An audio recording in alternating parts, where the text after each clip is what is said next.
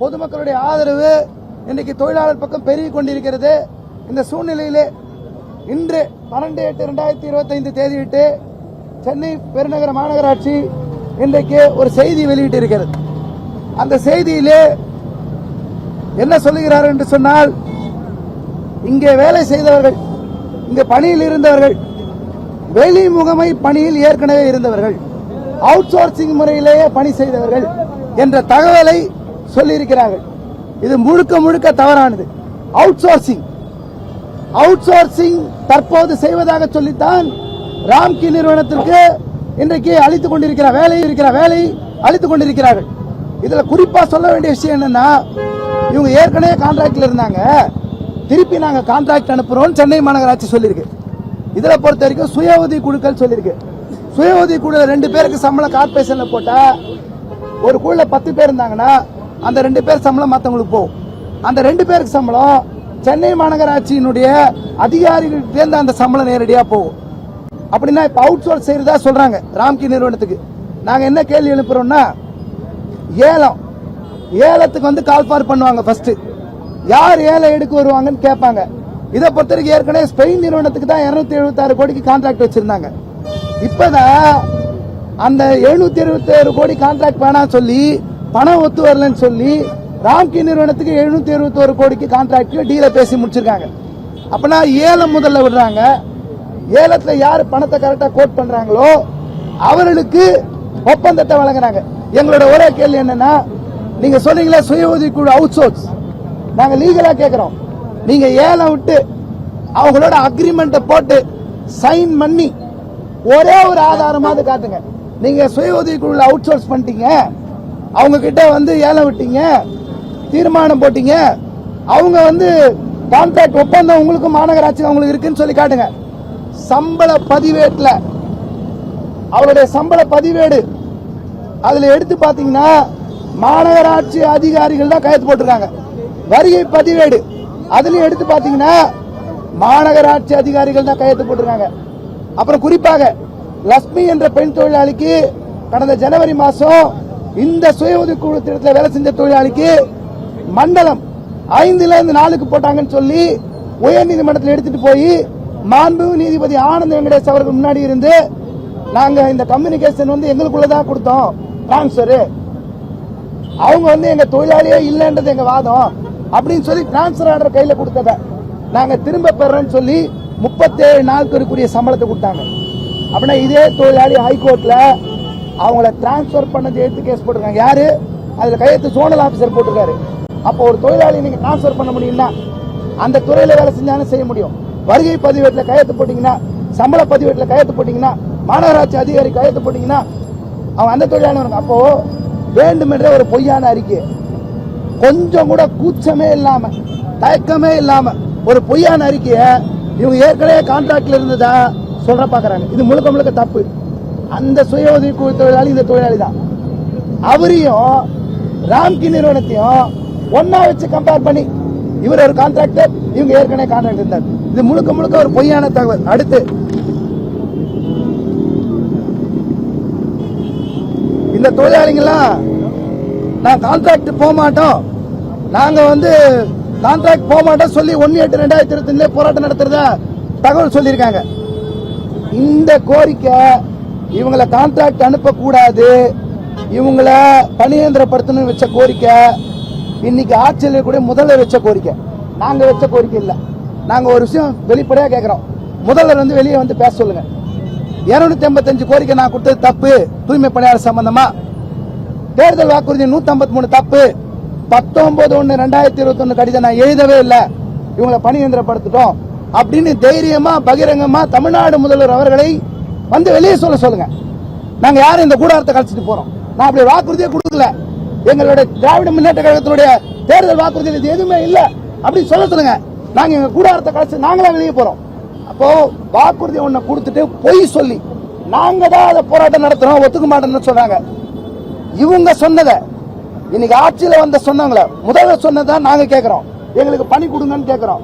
அதே நேரத்தில் 12 கட்ட பேச்சுவார்த்தை நடந்துன்றாங்க. பேச்சுவார்த்தையில கலந்துகிட்டவர் அறநிலையத்துறை அமைச்சர் பேச்சுவார்த்தைக்கு முதல்ல யாரோ மனுஷங்க வராங்களேன்னு போய் உட்கார்ந்தோம். இன்னைக்கு வரைக்கும் லேபர் மினிஸ்டர் வரல. லேபர் மினிஸ்டர் கணேசன் அவர்கள் ஆதி திராவிட சமூகத்தை சேர்ந்தவர். அவர் இன்னைக்கு வரைக்கும் வரல, பேச்சுவார்த்தைக்கு வரல. லேபர் செக்ரட்டரி வரல, லேபர் கமிஷனர் வரல. லேபர் டிபார்ட்மெண்ட் முதலாளிகளுடைய டிபார்ட்மெண்டாக இருக்கு. ஒருத்தர் கூட அங்கிருந்து எட்டி பார்க்கல, அங்கிருந்து பேச்சுவார்த்தை நடத்தல. அறநிலையத்துறை அமைச்சர் உட்கார்ந்துருக்காரு. உள்ளாட்சித்துறை அமைச்சர் நேரு அவர்கள் முதல் நாள் வந்துட்டு போயிட்டார். இவங்க எல்லாரும் என்ன சாதி மனநிலையோட இருக்காங்க எங்களோட கேள்வி இருக்கு. இந்த இடத்துல நீங்க எல்லாம் சொல்ற மனு தர்மத்துல உயர்ந்தவங்க சனாதனம் எதிர்க்கிறேன்னு சொன்னீங்களே, அவங்க உட்கார்ந்தா இப்படிதான் நடத்திருப்பீங்களா? வெயிலையும் மழையிலையும் இந்த குப்பையிலையும் இந்த காத்துலையும் இங்க உட்கார்ந்துட்டு மாசுலையும் உட்கார்ந்துருக்காங்களே, இவங்களை இப்படிதான் நடத்திருப்பீங்களா? லேபர் மினிஸ்டர் எதுக்கு வரல, என்ன பண்றீங்க? லேபர் செக்ரட்டரின்னு ஒருத்தர் எதுக்கு இருக்காரு? லேபர் கமிஷன் ஒருத்தர் எதுக்கு இருக்காரு? உள்ளாட்சித்துறை ஒருத்தர் அமைச்சர் எப்படி இருக்காரு? தொடர்ந்து ஏதோ பூசா சொல்லிட்டாங்களா? இதுல எதுவுமே பூசு கிடையாது. என்ன தொடர்ந்து சொன்னீங்களோ இன்னைக்கு நிறைய பேரோட ஆதரவு பெருகிடுச்சுன்ன உடனே நீங்க வாங்க வேலைக்கு எல்லாருக்கும் கிடையாது. செய்தி எப்படி வெளியிடறாங்க? எல்லாருக்கும் வேலை கொடுத்து நாங்க ரெடியா இருக்கோம். எதுல எங்களோட கேள்வி அதான், எதுல ராம்கி கான்ட்ராக்ட்ல நாங்க எதுக்கு வேலைக்கு போனோம்? நான் கார்பரேஷன்ல வேலை செஞ்சோம், எங்களுக்கு கார்பரேஷன் சம்பளம் கொடுத்துச்சு, கார்பரேஷன்ல பார்க்கணும்னு நினைக்கிறோம். இவங்க சொல்றாங்க 2020 நிறைய மண்டலம் போயிடுச்சு. சரி, நிறைய மண்டலம் போயிடுச்சு, நீங்க எதுக்கு அப்போ நீ எதிர்த்தீங்க? அப்போ 2020 போச்சுன்னு சொல்றீங்களா? நீங்க ஒண்ணு சொல்லுங்க, பகிரங்கமா சொல்லுங்க. நாங்க அதிமுகவினுடைய நடவடிக்கையை நாங்க ஃபாலோ பண்றோம். அவங்க எது செஞ்சாலும் நாங்க அதை ஃபாலோ பண்ணுவோம். எங்களுக்கு எடப்பாடி ரொம்ப பிடிக்கும், அவர் செஞ்சதை நாங்க அனைத்து செய்யறோம்னு சொல்லுங்க. அவங்களே தேர்தலில் அடுத்த எலெக்ஷன்ல ஜெயிக்கணும்னு சொல்லிட்டு போங்க. 2020 அவங்க பண்ணது சரின்னு சொன்னீங்கன்னா அந்த ஆட்சி தான் சரியானதும் கூட நீங்க சொல்லிட்டு போங்க. ஏன் 2020 பண்ணதை இப்ப ஃபாலோ பண்ணுன்னு சொல்றீங்க? இன்னொரு விஷயம் சொல்றாங்க. என்ன சொல்றாங்கன்னா, ஹைகோர்ட்ல கேஸ் இருக்காமா, நாங்க போட்ட கேஸ், தொழில் தீர்ப்பாயத்துல கேஸ் இருக்காமா, அந்த முடிவுக்கு உட்பட்டு தக்க நடவடிக்கைகள் மேற்கொள்ளப்படும் என தெரிவிக்கப்படுகிறது. கோர்ட்ல கேஸ் இருக்குன்னு உங்களுக்கு தெரியுது. கோர்ட்ல கேஸ் இருந்தா என்ன பண்ணிருக்கணும்? நீ போய் கோர்ட்ல பர்மிஷன் வாங்கிருக்கணும். தொழில் தகராறு சட்டம் பிரிவு 31(1)(a) கீழே முன் அனுமதி பெற்றிருக்கணும். உங்களுடைய முதல்வர், தமிழ்நாடு அரசாங்கத்துடைய முதல்வர், அவர் என்ன சொன்னார் தெரியுமா? எடப்பாடி அரசாங்கத்துக்கு கோர்ட்டு தீர்ப்புலாம் காத்திருக்காதீங்க. எப்படி கோர்ட்டு தீர்ப்புக்கு காத்திருக்காதீங்க? 80% ஆதி திராவிட மக்கள், நீங்க உடனே பணியந்திரப்படுத்துங்க. ஆனா இப்போ கோர்ட்டு தீர்ப்புக்கு உட்பட்டு நாங்கள் நடப்பதற்கு தயாராக இருக்கோம். சட்டத்தை முதல் மதிக்கலையே, நீங்க தான் கோர்ட்டை மதிக்கலையே, அந்த கோர்ட்ல போய் பர்மிஷன் வாங்கலையே. இப்ப மட்டும் என்ன நீங்க கோர்ட்டுக்கு உட்பட்டு நடப்போம்? தொழிலாளிலாம் கான்ட்ராக்டுக்கு போயிட்டு 10 வருஷம் கழிச்சு இவங்களோட 15 வருஷம் 20 வருஷம் சர்வீஸ் அழிச்சு இவங்களை அடையாளம் தெரியாம உருமாத்தி அவன் கான்ட்ராக்ட் அடமான வச்சுட்டு நான் 10 வருஷம் 15 வருஷம் கழிச்சு ஜெயிக்கிறேன். நீ ரிட் அப்பீல் போனா போவீங்க, ரிட் பெடிஷன் போவீங்க, ரிட் அப்பீல் போவீங்க, SLP போவீங்க, சுப்ரீம் கோர்ட் போவீங்க. 20-25 வருஷத்துக்குள்ள இந்த தொழிலாளி எல்லாம் காணாம போயிடுவாங்க. நீங்க ஆட்சியில் இருப்பீங்களான்னு தெரியாது. நாங்க இங்க இருக்கிற தொழிலாளிகள் எல்லாம் முட்டாள் கிடையாது, படிக்காதவங்க, பாமர சமூகத்திலிருந்து வந்தவங்க, அடித்தட்டு மக்கள் முட்டாள் கிடையாது. இங்க படிச்ச IAS உட்கார்ந்துருக்க குமரகுருவனு சட்டம் தெரியல, தொழில் தகராறு சட்டம்னா என்னன்னு தெரியல, குறைந்தபட்ச சம்பள சட்டம்னா என்னன்னு தெரியல. சட்டமே தெரியாம IAS படிச்சுன்னு சொல்றவங்களை விட படிக்காம தெருவு கூட்டி மக்களை காப்பாத்துறாங்க பாருங்க, அவங்க நல்லா தெரிஞ்சு வச்சிருக்காங்க. எங்க சம்பளம் குறையுது, எங்களை மாநகராட்சி விட்டு வெளியே எடுக்கிறாங்கன்னு பாக்குறாங்க. ரொம்ப கிளியரா சொல்ல பாக்குறாங்க. 20 லட்சம் மக்கள் பாதிக்கப்படுறாங்க. நாங்க போன வாரம் லெட்டர் கொடுத்தங்க. போன வாரம் லெட்டர் கொடுத்து சம்பளமே இல்லாம வேலை பார்க்க வரணும். 2 நாள் வந்து குப்பையாட்டி தரேன்னு சொன்னோம். இங்க இருந்து கார்பரேஷன் ஒத்துக்கல. ஒரு ராம்கி நிறுவன முதலாளி சம்பாதிக்கிறதுக்கு 20 லட்சம் மக்களை நீங்க குப்பையில வாழுங்கன்னு சொல்லி நீங்க விடுறீங்கன்னா, அந்த 20 லட்சம் மக்கள் நீங்க குப்பையில பாதிக்கப்படுறதுக்கு சென்னை மாநகராட்சி, தமிழ்நாடு அரசு பொறுப்பு. இங்க இருக்கிற ஏழை ஜனங்க இல்ல. நாங்க இந்த ஜனங்க எந்த விதமான செய்யல. நீங்க ராம்கி நிறுவனத்துக்கு பக்கம் மட்டும் இருக்கீங்க. அடுத்து ஒன்று சொல்றாங்க, 2020 பல்வேறு மண்டலங்கள விருப்ப கடிதம் அளித்து வேலைக்கு சேர்ந்தாங்களாம். விருப்ப கடிதம்னா என்னன்னா, அவங்க நம்ம கிட்ட ஒரு ஃபார்ம் கேட்டு கேட்கறாங்க, நானா வேலைக்கு வந்து சேர்ந்துக்கிறேன். எப்படி கொத்தடிமையா இருக்கிறதுக்கு, நான் என் பழைய ரெக்கார்டெல்லாம் அழிச்சு அடையாளம் தெரியாம மாறுறதுக்கு விருப்ப கடிதம் கொடுத்து, நாங்க தான் விருப்பப்படலையே, நாங்க தான் விருப்ப கடிதம் கொடுக்க மாட்டேங்கிறோமே, எங்களுக்கு எங்க செஞ்ச வேலையை கொடுங்கன்னு கேட்கிறோமே. விருப்ப கடிதம் கொடுத்தாங்கன்னா நீங்க மிரட்டி வாங்கியிருப்பீங்க, ஏமாத்தி வாங்கியிருப்பீங்க, பொய் சொல்லி வாங்கியிருப்பீங்க. இப்ப சொல்ற மாதிரி அப்ப அந்த ஆட்சியில கூட செஞ்சிருப்பாங்க. நாங்க எதுக்கு போனோம்? நாங்க விருப்ப கடிதம் கொடுக்க ரெடி இல்லையே.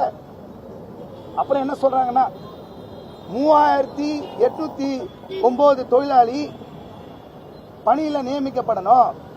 இப்ப வரைக்கும் 1770 தொழிலாளி ராம்கில சேர்ந்திருக்காங்க. 2039 காலி இடம் இருக்கு. 300 பேர் வந்து சேர்ந்துட்டாங்கன்னு சொல்றாங்க. 2 வாரத்துக்கு முன்னாடி கோர்ட்ல 20 பேர் சேர்ந்ததா சொன்னாங்க. நேத்து கோர்ட்ல நேத்து 12 மணி வரைக்கும் 203 பேர் சேர்ந்ததா சொன்னாங்க. முந்தா நாள் பேப்பர் மூலமா 25% சேர்ந்ததா சொன்னாங்க. 1953ல 25% உங்களுக்கும் கணக்கு தெரியும், எனக்கும் கணக்கு தெரியும். 500 பேர். நேத்து மத்தியானம் வரைக்கும் 203. இப்ப 300. நம்ம ரவுண்ட் பண்ணல, பத்திரிக்கை கொடுக்கும்போது ரவுண்ட் பண்ணல 300. இது யாரு இந்த 300 பேர்? பத்திரிக்கையாளங்க சர்வே எடுங்க. இங்க இருக்கிற தொழிலாளிகள் போய் எத்தனை வார்டுல இருக்காங்க சர்வே எடுங்க. நாங்க வெளிப்படையா சொல்றோம். எத்தனை பேர் போயிருக்காங்க பாருங்க. ஒரு சில பேர், ஒரு வார்டுக்கு 2 பேர் 3 பேர், அது கூட கவுன்சிலருடைய ஆளுங்க.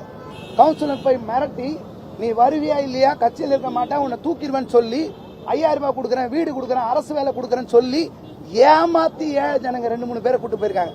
300 பேர் சொல்வது என்பது 100க்கு 100 பொய். பொய்யான தகவல்களை சென்னை மாநகராட்சி சொல்லியிருக்காங்க. அடுத்து இவங்க சொல்றதுல முக்கியமான விஷயம், நிறைய பெனிஃபிட் இருக்காமா.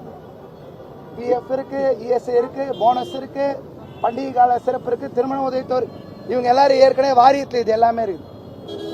வாரியத்தில் தற்காலிக தொழிலாளிக்கு தூய்மை பணியாளர் வாரியத்தில் இவங்க ஏற்கனவே மெம்பர். இந்த வாரியத்தில் சேர்ந்ததெல்லாம் சொல்லிடுறாங்க. அது இல்லாம கேஷுவல் லீவ் இருக்கு. மற்றதற்கு எக்ஸ்ட்ரா தான் சொல்றாங்க. என்னன்னா இலவச சீருடை, உபகரணங்கள், காலணிகள், மழைக்காலம், கிட்டத்தட்ட 10 வருஷம் 15 வருஷம் 20 வருஷம் வேலை பார்த்துருக்காங்களே. நீ பிரைவேட்ல போனா எக்ஸ்ட்ரா சலுகை இருக்குன்னு சொல்றிய. இந்த மாநகராட்சிக்கும் ஆணையருக்கும் வெக்கமா இல்ல? உங்களுக்கு கொஞ்சம் கூட கூச்சம் இல்ல? இத்தனை வருஷம் இந்த பெனிஃபிட் எதுவுமே கொடுக்கலன்னு சொல்றீங்களே, ஒத்துக்கிறீங்களா? நான் பிரைவேட்ல போனா ஆகா ஓஹோ இருக்கும்னு சொல்லியும் நீங்க வந்து இங்க இருந்தா எதுவும் எல்லாமே இல்ல, கார்பரேஷன் நீங்க அங்க போயிட்டீங்கன்னா நல்லா இருக்கும்னு சொல்றீங்களா? அப்ப கார்பரேஷன் இல்லன்னு சொல்றது உங்களுக்கு வெக்கமா இல்ல? ஒரே ஒரு மகப்பேறு வீடு பார்க்க கொடுத்திருப்பீங்களா? 5-6ஆம் இடத்துல போய் பாருங்க, கழிப்பறை வசதி கிடையாது, ரெஸ்ட் ரூம் கிடையாது பெண்களுக்கு. நீங்க போய் பாருங்க. ஏன்னா இவெல்லாம் அருந்ததின் ஆதிராடு ஜனம் தானே. இவனுக்கு கழிப்பறை இருந்தா என்ன இல்ல, ரோட்ல போய் நினைக்கிறாங்க. இவங்க சுகாதார திட்டம் உள்ள வர வச்சிருக்காங்க. வெக்கமே இல்லாம இவங்க இந்த சலுகை எல்லாம் பெனிஃபிட் இருக்காமா. நாங்க என்ன கேட்கிறோம், உங்களுக்கு சம்பளம் என்ன தெரியுமா? உனக்கு மினிமம் வேஜஸ் ஆக்ட்னா என்னன்னு தெரியுமா? உங்களுக்கு இண்டஸ்ட்ரியல் டிஸ்பியூட் ஆக்ட்னா என்னன்னு தெரியுமா? நாங்க சட்டத்தை வச்சுதான் போராடுறோம். இது வரைக்கும் 12 நீதிபதி சந்திச்சிருக்கோம். மகாதேவன் அவர்கள் சுப்ரீம் கோர்ட்டுடைய நீதிபதி, மாண்புமிகு நீதிபதி, அவர் கொடுத்த கடைசி தீர்ப்பின் அடிப்படையில் பார்த்திபன் அவர்கள், இன்னைக்கு இருக்கக்கூடிய மாண்புமிகு நீதிபதி தண்டமாணி அவர்கள், இவங்க எல்லாம் கொடுத்த அடிப்படையில் தான் சம்பளத்தை வாங்கியிருக்கோம். எங்களுடைய சம்பளம் 26 நாளைக்கு நாங்க இன்னைக்கு 19,598 வாங்குறோம். நீங்க என்ன பண்றீங்கன்னா நைஸா மினிமம் வேஜஸ் ஆக்ட்ல பேசிக் டிஏன்னு ஒண்ணு இருக்கு. பேசிக் டிஏ தான் சம்பளத்தை கால்குலேட் பண்ணும். இவன் பேசிக் ஹெச்ஆர்ஏன்னு போட்டு 15,000 ரூபாய் சம்பளம் போட்டு கூடுதல் சம்பளமா எங்க சம்பளத்திலே இஎஸ்ஐ கழிப்பாங்களாம், பிஎஃப் கழிப்பாங்களாம். நான் 31 நாளைக்கு 23,000 வாங்குறேன். இப்பே நான் 19 சில்லரை வாங்குறேன். ஆவடி மாநகராட்சியும் தாமிரம் மாநகராட்சி 10,000 12,000 இருக்காங்க. தமிழ்நாடு முழுக்க எந்த மாநகராட்சியும் இந்த சம்பளம் இல்ல. எங்களை இந்த சம்பளம் வாங்கக்கூடாதுன்னு துரத்தணும்னு நினைக்கிறாங்க.